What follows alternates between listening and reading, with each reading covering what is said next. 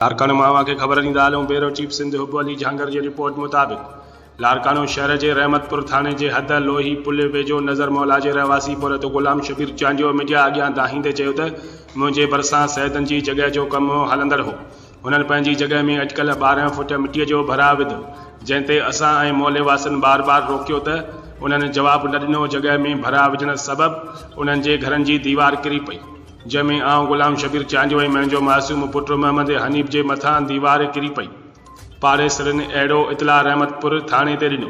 Police वाक़े वारे हंधि पहुची करे मालिकनि खां तफ़सील वठी असांखे चांचका इस्पताल जे हादसनि वारे शोबे में इलाज लाइ आंदो, जिते डॉक्टरनि ॾिसी करे तस्दीक कंदे चयो त मासूम मोहम्मद हनीफ़ अॼुकल्ह उमिरि 3 साल फौत थी वियो आहे। बाक़ी गुलाम शबीर जी तबियत गणती जोगी हालत ॿुधाई पई वञे। उन हवाले सां एसएचओ रहमतपुर मीडिया सां ॻाल्हाईंदे चयो त जगह जे मालिक सैद खे पकड़े मोहम्मद हनीफ़ जे वारसनि सां इंसाफ़ कयो वेंदो।